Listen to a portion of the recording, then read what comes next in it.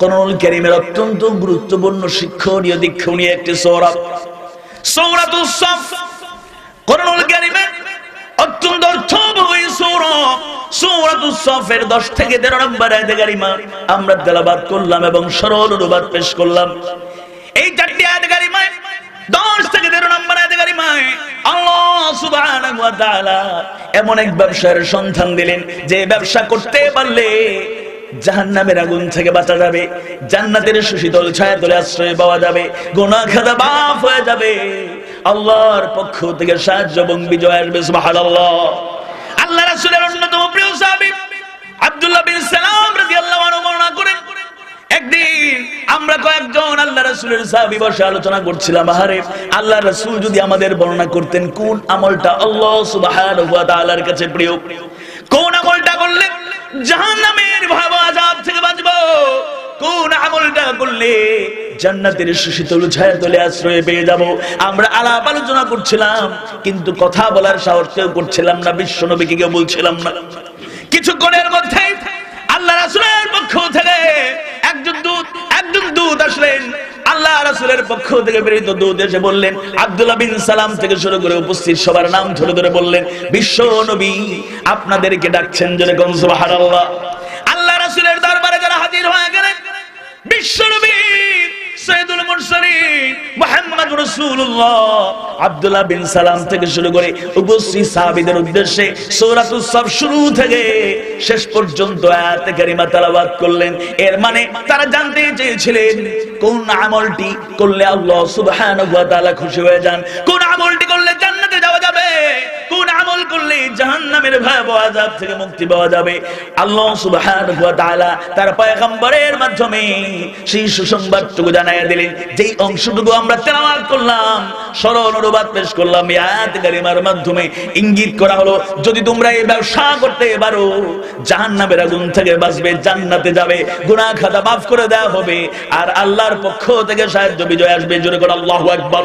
আব্দুল্লাহ বিন সালাম রাদিয়াল্লাহু আনহু থেকে বর্ণিত এই হাদিসের মাধ্যমে আমাদের কাছে পরিষ্কার হলো সাহাবীদের মধ্যে একটা আগ্রহ ছিল যে কোন আমলটা আমাদেরকে জান্নাতে নিয়ে যাবে, কোন আমলটা সর্বোত্তম যেটা জাহান্নামের আগুন থেকে রক্ষা করবে, আমাদের গুনাহ খাতা মাফ করে দেবে আর আল্লাহর সাহায্য এবং বিজয় নিশ্চিত করবে। এই আয়াতে কারিমাটুকু তেলাওয়াত করে আল্লাহ সুবহানাহু ওয়া তাআলা তার পয়গম্বরের মাধ্যমে ওই আল্লাহর গোলাম রাসূলের সাহাবীদেরকে শিক্ষা দিয়ে দিলেন, জানিয়ে দিলেন এটাই হলো সর্বোত্তম আমল। আল্লাহু আকবার। ঈমানদার ভাইরা, মুমিনা ভাই বোনেরা, আল্লাহ সুবহানাহু ওয়া তাআলা এমন এক ব্যবসার কথা বললেন। ব্যবসা শব্দটা তিজারা, বিজনেস, ব্যবসা শব্দটা আমাদের কাছে খুব পরিচিত। বিশ্ব নবী ব্যক্তিগত জীবনে নিজে ব্যবসায়ী ছিলেন। আবু বকর সিদ্দিক রাদিয়াল্লাহু আনহু থেকে সাহাবীদের মধ্যে উল্লেখযোগ্য সাহাবী যারা ব্যবসায়ী ছিলেন, ওই সময় ব্যবসা শব্দটি তিজারা সবার কাছে সুপরিচিত ছিল। এমনকি বিশ্ব নবী ছোট্টবেলা থেকে চাচার সাথে ব্যবসায়ী কাজে তার সাথে সফর করতেন। ইয়ামেন, বসরা থেকে শুরু করে বিভিন্ন জায়গায় আরবের বিভিন্ন প্রান্তে তিনি ছুটে বেড়াতেন। চাচার সাথে ব্যবসায়ী কাজে সহযোগিতার ধারাবাহিকতায় বিশ্ব নবী নিজেও একজন ব্যবসায়ী হয়ে গেলেন এবং তার মধ্যে এমন সততা, আমানতদারিতা বিশ্বস্তরা লোকেরা খুঁজে পেল। আরবের ব্যবসায়ীরা, ইয়ামেনের ব্যবসায়ীরা, বসরার ব্যবসায়ীরা বিশ্ব নবীর সততা, আমানতদারিতা, বিশ্বস্ততা দেখে মানুষকে ঠকানোর কোন মেন্টালিটি তার মধ্যে গ্রো করে নাই, মানুষকে তিনি তার অধিকার থেকে বঞ্চিত করেন নাই। স্বচ্ছতা এবং জবাবদিহিতার সাথে ব্যবসা করতেন। তার ব্যবসায়ের সততা, আমানতদারিতা, বিশ্বস্ততা দেখার পরে ওই আরব, ইয়ামান, বসরার ওই লোকেরা যারা তাকে কাছে থেকে দেখলো তারা বলল, হে মুহাম্মদ, তুমি শুধু মুহাম্মদ নও, তুমি আল আমিন, তুমি বিশ্বস্ত। জোরে কোন সুবহানাল্লাহ। এমন একটা শব্দ তিজারা, বিজনেস, ব্যবসা উল্লেখ করা হলো যেটা খুব পরিচিত আর এটা মানুষের কাছে বোধগম্য নয়, এমন বিষয় নিয়ে মানুষ টেনশন করে। তাই কোরআন এমন নিগুড় তথ্য সমৃদ্ধ, এত চমৎকার, এত নান্দনিক, এত বিজ্ঞানময়, এত সায়েন্টিফিক কথাবার্তা কোরআনে আছে যেগুলো নিয়ে গবেষণা করে নতুন নতুন থিওরি আবিষ্কার হচ্ছে, নতুন নতুন অনেক শিক্ষা আমাদের জন্য উন্মোচিত হচ্ছে। আলহামদুলিল্লাহ। আবার কোরআনে খুব সহজ সরল ভাষায় অনেক কথা বলা হয়েছে। উদাহরণ দিতে গিয়ে বলা হয়েছে নামাল, পিঁপড়ার উদাহরণ আছে, নাহল, মৌমাছির উদাহরণ আছে, আনকাবুত, মাকড়সার উদাহরণ আছে। কিন্তু প্রত্যেকটার আলাদা আলাদা প্রেক্ষাপট আছে, এমনি এমনি সংযুক্ত হয়নি। হুদাল্লিন নাস ওয়া বাইয়িনাতিন মিনাল হুদা ওয়াল ফুরকান, এটা গোটা মানবতার জন্য হেদায়েত। আমাদের ডাক্তার এম এ হালিম সাহেব যদি উনি মেডিকেল সায়েন্সের দৃষ্টিতে ইসলাম মেডিকেল সায়েন্স সম্পর্কে যা বলছে, নিঃসন্দেহে উনি আর ভালো বলতে পারবেন। কারণ মানুষের জীবনধারা, মানুষের জন্ম বৃত্তান্ত, মানুষের আগমন, পৃথিবীতে অবস্থান, অনেক বিষয় মেডিকেল সায়েন্সের সাথে রিলেটেড যে বিষয়গুলো কোরআন এবং সুন্নাহর সাথে গবেষণা করে মিলালে অবাক করা কাণ্ড।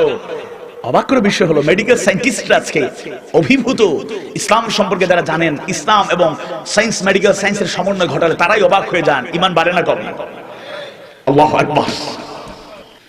আল্লাহ সুবহানাহু ওয়া তাআলা হাল আদুল্লুকুম আলা তিজারা শব্দ দিয়ে যে ব্যবসার দিকে আহ্বান জানালেন, সন্ধান দেওয়ার কথা বললেন, ওই তিজারা দুনিয়ার ব্যবসা যারা করে একটু পর্যবেক্ষণ করলে বুঝতে পারবো দুনিয়ার ব্যবসায় লাভ আছে, ক্ষতি আছে, মুনাফা আছে, লোকসানও আছে।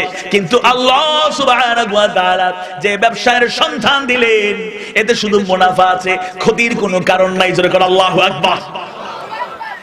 দুনিয়ার ব্যবসায় একজন ব্যবসায়ী নিজের অর্থ ব্যয় করলেন, নিজের মেধা বুদ্ধি, নিজের শক্তি সামর্থ্য ব্যয় করলেন, কর্মচারী নিয়োগ করলেন, নিজেও পরিশ্রম করেন, টাকা, শ্রম, কর্মচারী নিয়োগ সবকিছুর প্রপার ইউটিলাইজেশনের মাধ্যমে ব্যবসায়ীরা মুনাফা অর্জন করেন, টাকা ইনকাম করেন। তবে ব্যবসাটা হালাল হতে হবে নাকি হারাম?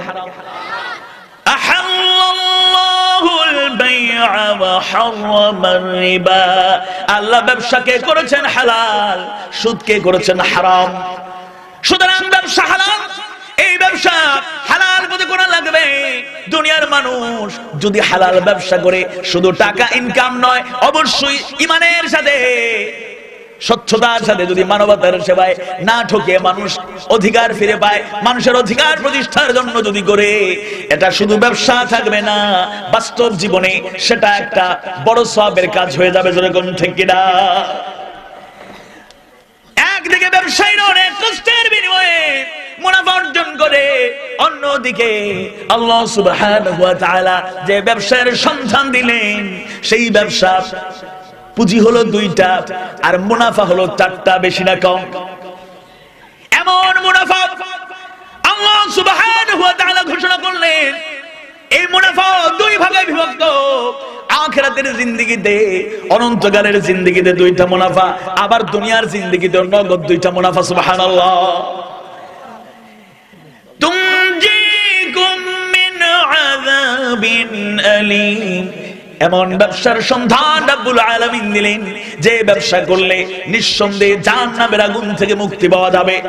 ওয়াইদখিলকুম জান্নাতিন তাজরি মিন তাহতিহাল আনহার, আবার এমন জান্নাত প্রাপ্ত হয়ে যাবে, এমন জান্নাত লাভ করবে যার তলদের দিয়ে ঝর্ণা ধারা প্রবাহিত। আল্লাহু আকবার।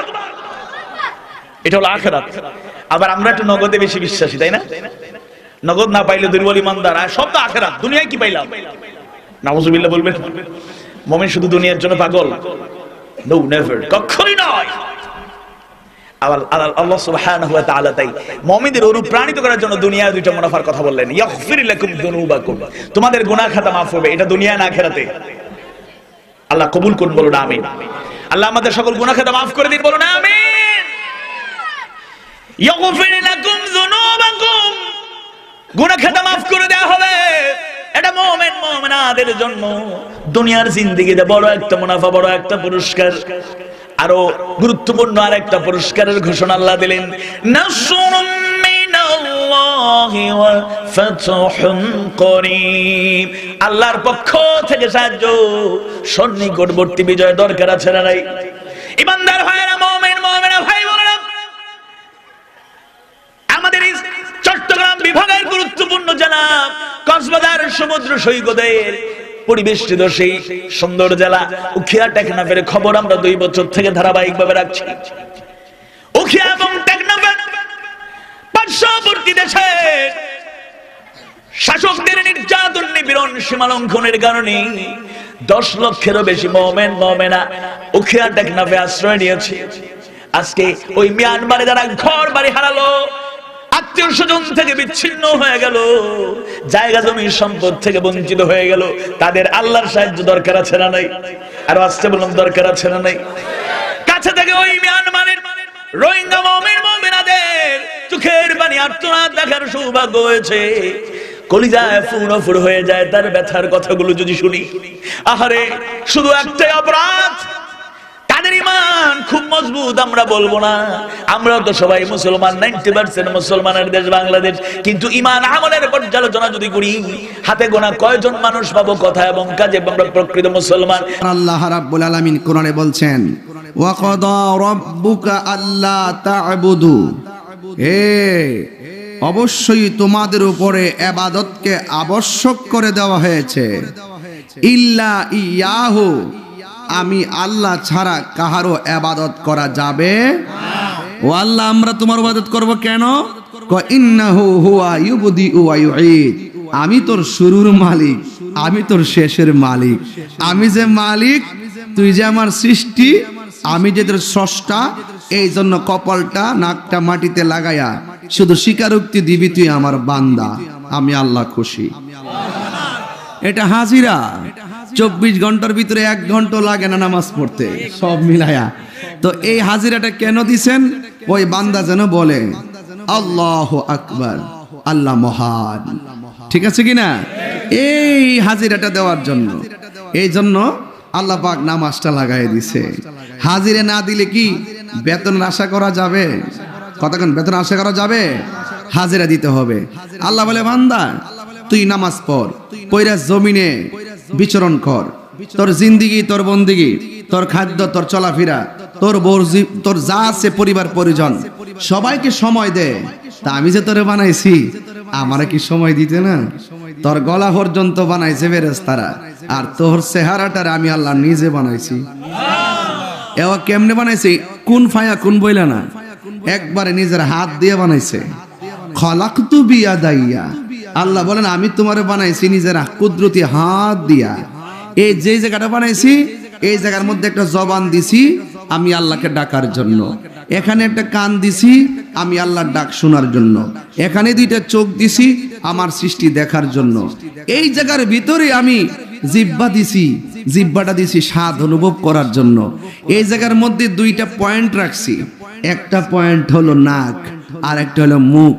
কাহারো কাহারো নাক বন্ধ হয়ে যেতে পারে ঘুমের ঘরে, মুখ দিয়ে যেন শ্বাসটা ফলাইতে পারে। আবার কেউ কেউ ঘুমের ঘরে 2টা ঠোঁট বন্ধ হয়ে যেতে পারে, নাক দিয়ে যেন শ্বাসটা ফলাইতে পারে। আমি আল্লাহ তোরে এই অক্সিজেন, এই শ্বাসটা নেওয়ার জন্য 2টা রাস্তা করে দিছি। এরপরে শুধু এখানে ক্ষান্ত নয়, আমি আল্লাহ তোমাকে একটা কপাল দিয়েছি, এই কপালটা একমাত্র ঠেকাইবে আমার জন্য। এই জন্য সেজদা পাওয়ার মালিক হলো একজন, চিৎকার মেরে বলেন তিনি কে? ওই আল্লাহ। আল্লাহ ছাড়া কাহারো কাছে মাথা নত করা যাবে আর মাথা নত করা যাবে। তবে ওলি আল্লাহর কদমে চুমা দেওয়া সুন্নত, মা বাবার কদমে চুমা দেওয়া সুন্নত, পীর বুজুর্গদের হাতে চুমা দেওয়া সুন্নত। এই জন্য আবার একটার ওয়াজ করতে যায় আরেকটার অস্বীকার করেন না, কথা বলেন ঠিক না বেটি? এই জন্য যুবক ভাইয়ের আমার, জবানটা খুলে বলতে হবে, আওয়াজ করে বলুন ইবাদত পাওয়ার মালিক কে? এই যে এতগুলো মানুষ আপনারা এসেছেন, আপনাদের যুবকদেরকে আমি অনুরোধ করব, যুবক আপনাদের কি বলছি, আজকের ওয়াজ থেকে 2টা জিনিস বাড়িতে নিবেন, একটা হলো ইবাদত আর একটা হলো খেদমত। এই 2টার বিষয় হৃদয়ে ধারণ করে বাড়িতে যাবেন ইনশাআল্লাহ। বলেন না কেন? আল্লাহ বলছেন কি, ওয়ামা ইয়াস্তাবিল আহইয়াউ ওয়ালাল আমওয়াত। আল্লাহ বলছেন জন্ম এবং মৃত্যু এক জিনিস না। এখানে যারা এসেছেন আপনারা আমার সামনে বসছেন, কথা বলতেছেন, আপনাদের পাশে গুরুস্থান তারা বসে আছে, কিন্তু তারা কথা বলতে পারছে না। তাদের আযাব কেউ দেখতে পারে না, তাদের আযাব কেউ শুনতে পারে না। আবার আল্লাহ বলছেন ইন্নাল্লাহা ইউসমিউ মাইয়াশা, আমি আল্লাহ যাকে ইচ্ছা করি তাকে কবরে আযাব দেখার ক্ষমতা দেই। এই জন্য আল্লাহর হাবিব কবরস্থানের পাশ দিয়ে যাচ্ছেন, কবরস্থানের পাশ দিয়ে গিয়ে আল্লাহর হাবিব দেখতেছেন একটা গুরুস্থান, নতুন গুরুস্থান। এই গুরুস্থানের মধ্যে সবগুলা লাশের বডির নিচে আল্লাহ পাক জান্নাতের গালিচা বিছাই রাখছে।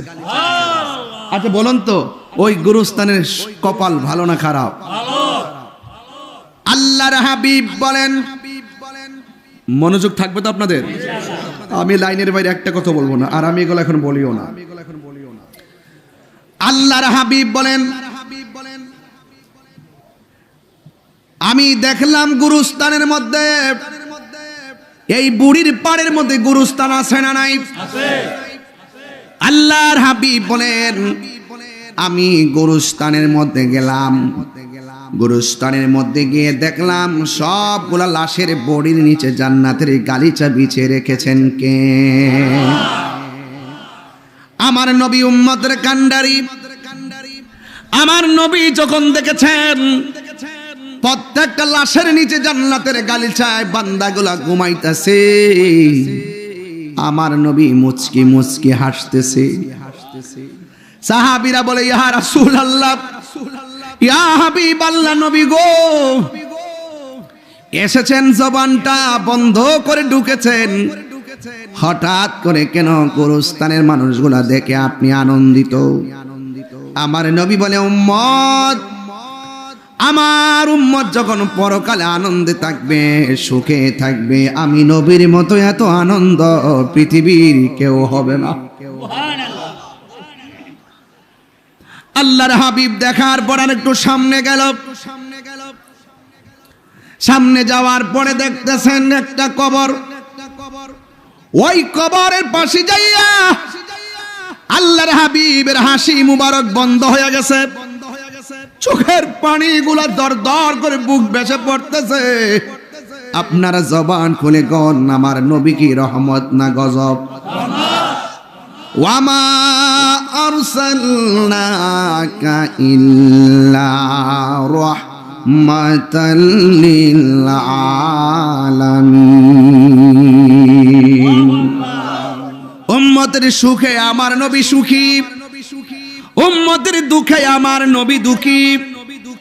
আমার নবী একটা কবরের পাশে যাইয়া চোখের পানি ফালায়া কান্দে। ওই মুহূর্তে নবীর সাহাবায়ে কেরাম ডাক দিয়ে বলে, ইয়া রাসূলুল্লাহ, সবগুলা কবর দেখে দেখে আপনি আনন্দিত ছিলেন, এই কবরের পাশে গিয়া কেন আপনি কাঁদলেন গো?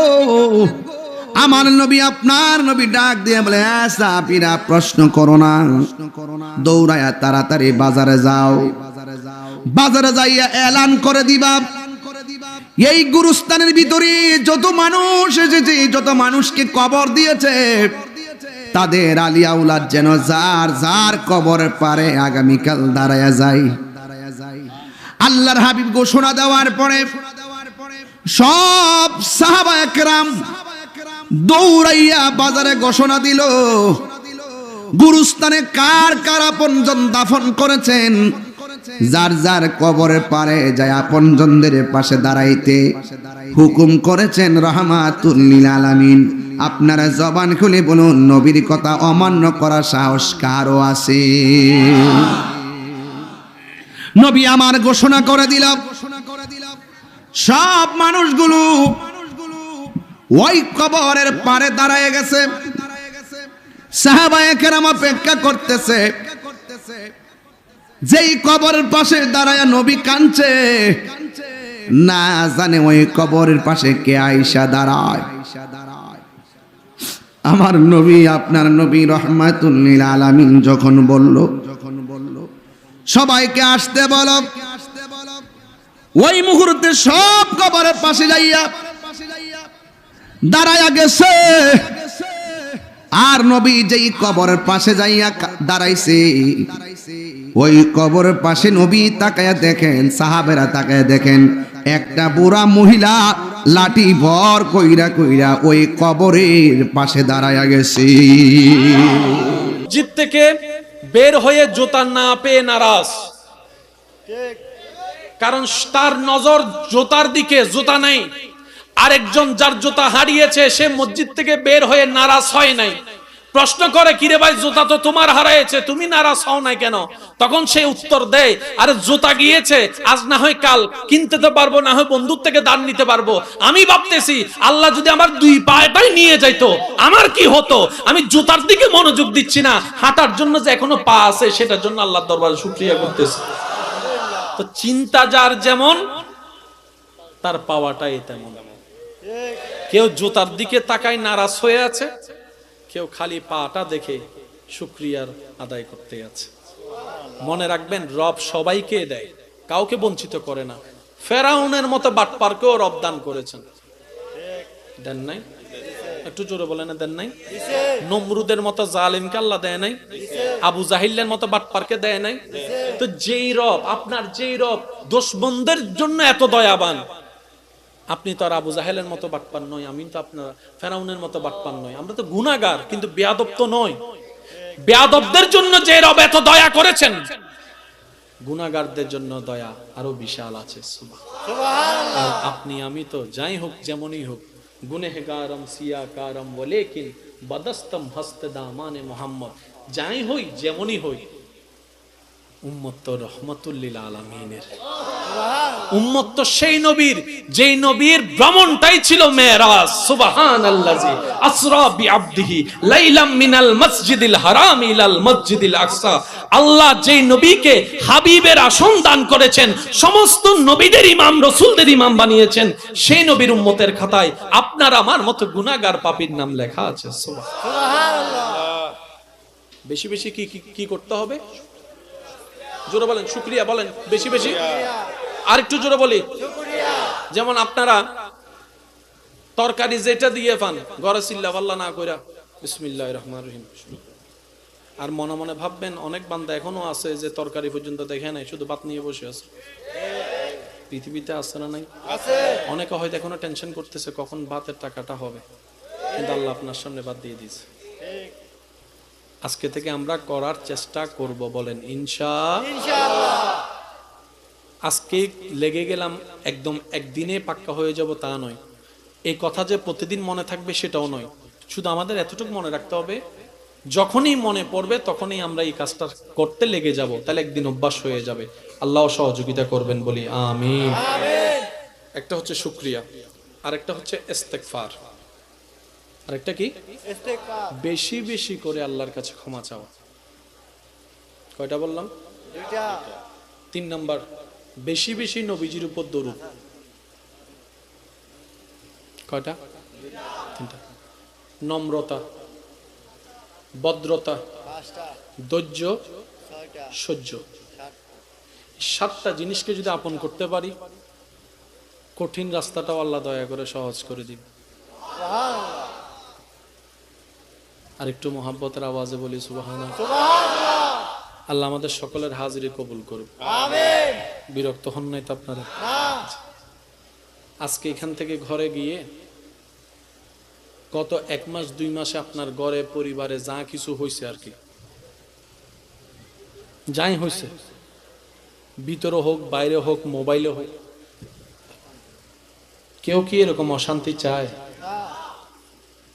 আমরা অশান্তিতে কেন থাকি জানেন? মনে রাখবেন, আমরা যতই আল্লাহ এবং রসুল থেকে দূরে সরে যাচ্ছি, আমরা সবাই অশান্তির জগতে বসবাসে চলে যাচ্ছি।